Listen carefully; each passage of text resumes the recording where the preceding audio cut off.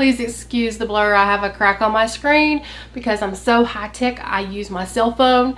But today's video, you guys, is exciting. It's all about sugar. How to make brown sugar, powdered sugar, and even how to store it.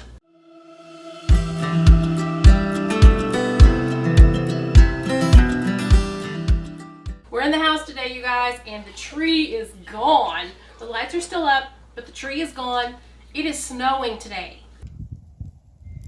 So I decided to do this in the house. So I thought it would be cool to try and make my own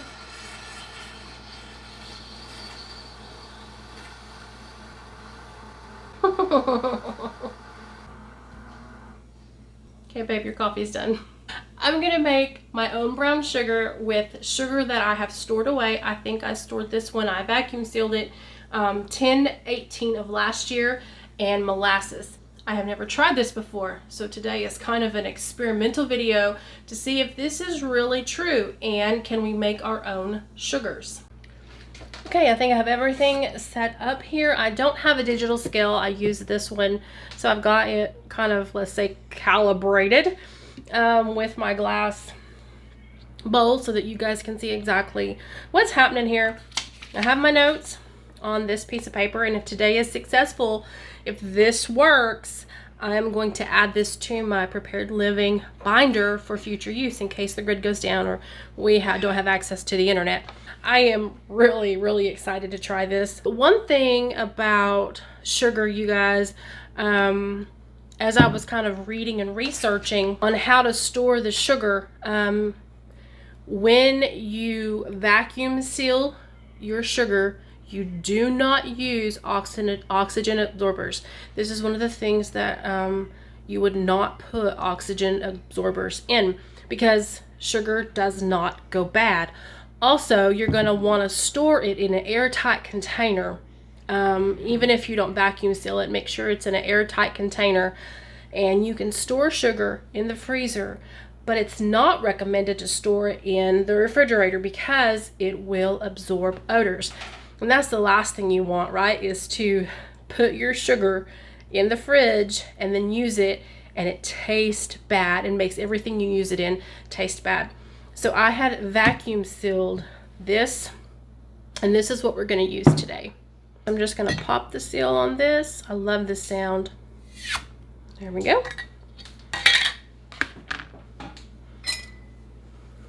Then I'm just going to break up my sugar. The recipe calls for ½ pound of sugar, and we know that 16 ounces is a pound. So I'm going to put 8 ounces of sugar in my, let me kind of give it a little, I'll put 8 ounces in this bowl to measure out. Just a little bit more. I probably really do need to invest into a digital scale. It would be so much more beneficial. So we're just going to pour this into our food processor. We are going to add 1½ ounces of molasses. If you can't measure out 1½ ounces, 3 tablespoons will make an ounce. So I'm going to add 3 tablespoons of molasses to my brown sugar, or to my white sugar. We are making brown sugar. This is a mess. Oh my goodness. Ooh, okay, I'm gonna say that's good. I'm gonna say that's good. I am making such a mess. Oh my gosh. Okay, I am going to lock the lid in place.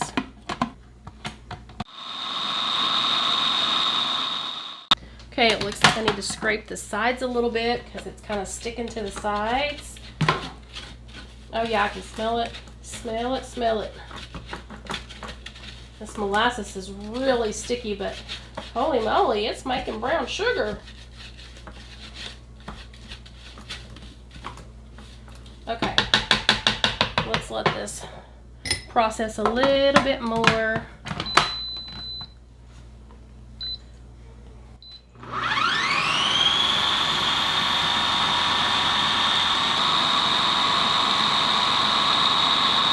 See what we got here.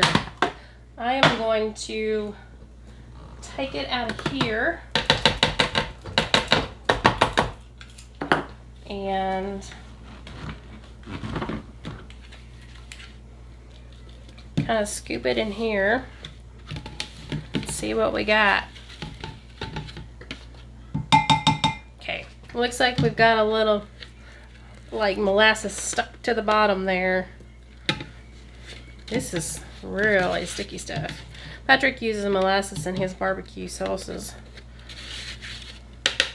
So I kind of want to incorporate this into what I have. So I'm actually going to put everything back in here and I'm going to blend it some more.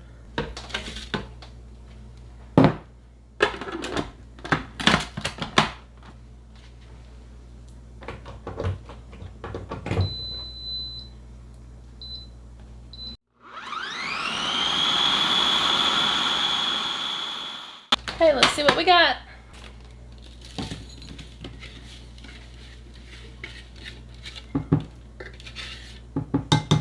And this is how it turned out, you guys. I think we need to do a taste test, don't you? Hey, babe. I made some brown sugar. You want to come try it? Yeah. Sissy, do you want to come try this brown sugar I made? Yeah, hang on. All right, we're going to do like a taste test comparison. This that we have is dark brown sugar. But you can definitely, Patrick pointed this out, you can definitely see the difference. Of course, this is fresh right now, like we just made this, so. I do make a light brown. That's brown true. Sugar, but which we don't have. I get the dark for my barbecue sauce.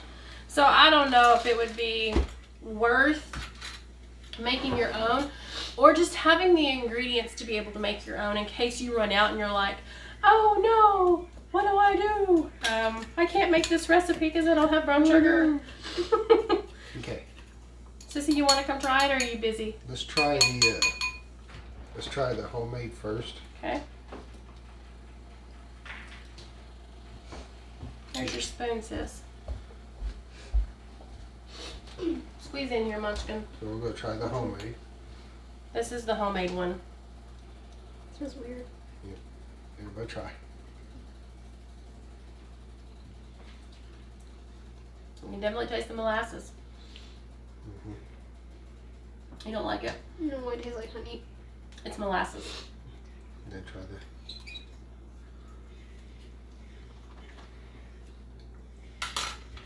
I wonder if it needs to be like a maple syrup or something. You know, if you wanted to substitute. No, it says sugar and molasses. Yeah. It says sugar and molasses on the back of this, so. I think I might want to put this in my barbecue sauce. You like this? I think it'll go better in the barbecue sauce. The thing is, if you make your own, you can add or decrease the amount of molasses. I would take the molasses back just a little bit. Okay, so just add, see, yeah, these are the things I need to know now. So instead of adding 2.5 tablespoons, add Just 2. Yeah. Okay, I'll make the adjustments on this, but I think it's cool. It tastes good. I would use it. I'm actually going to use what we made to make a sauce that, for our meatloaf tonight. I like the consistency of it. I don't like it. It tastes like honey. It's not honey. I know, but It's molasses. Like. Well, that's that, you guys. So to make powdered sugar, it's basically the same thing. You are going to add like white granulated sugar to your food processor and you're just going to grind it. You're just going to blend it until it's like a fine powder. And you would store it the same way. You would store it in an airtight container until you are ready to use it. If you're going to store it for long-term storage, it's recommended that you add like a cornstarch to it. This will keep it from lumping up and clumping up over time. But if you're going to use it immediately, it's not necessary to add the cornstarch. So I'm going to clean up my mess and I'm going to get dinner started and I'll show you guys how I'm going to use this in my sauce that I'm going to make for our meatloaf. Okay, you guys, got my meatloaf ready to go in the oven. This is our dinner tonight. And here I have about, I think, 1/3 cup of ketchup, some Worcestershire sauce, mustard, and about a 1/3 cup of brown sugar, the brown sugar that we made. So I'm going to mix all of this up and put it on top of my meatloaf for tonight. Just going to spread that on and pop this in the oven. Hot out of the oven, you guys. Look, it looks so good. It is in a lot of grease. This is some meat that we bought from the store, so I'm gonna take it out of this pan, put it in another one to kind of get this grease, get it out of its grease. But anyway, it looks so good. That crispiness on the edges from the cast iron is, I think, my favorite. I love that. So I'm going to give this a try. It kind of fell apart on me as I was taking it out, but I want to try it with this sauce that we made from our homemade brown sugar.